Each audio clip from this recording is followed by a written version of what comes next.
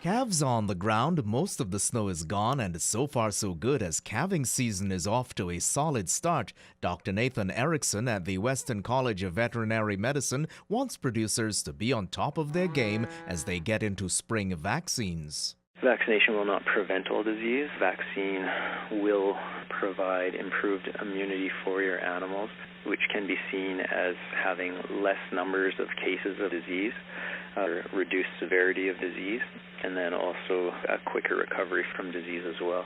Controlling the effects of disease is better than having a wreck in your newborns. Still, there are persistent bugs around.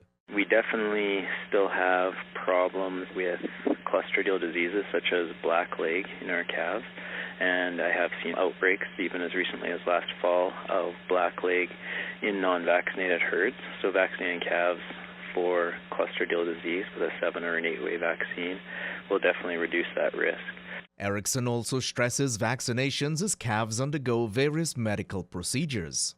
Also, if we're castrating our calves or even dehorning, we want to make sure that we are vaccinating them with tetanus as well. Erickson reminds producers of where vaccines are to be administered on livestock. So if the vaccine says to inject under the skin, subcutaneous, or in the muscle, intramuscular, we want to make sure that we're doing that properly. And then if we're injecting them with a subcutaneous or an intramuscular, we want to make sure that we're giving that vaccine or injecting that vaccine in the neck. For nasal vaccines, Erickson says, make sure to apply to the nostrils of the animal and not in the neck. The effective use of vaccines begins with proper handling and storage.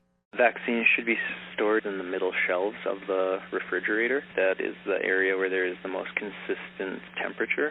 In the doors, produce drawers, closer to freezer compartments, or top shelves or near the vent in the refrigerators. Those are areas where there's less consistent temperatures. Also, when we're using the vaccines, that we're keeping them on ice packs, or if it's a colder time of year, warm enough as well so they don't freeze.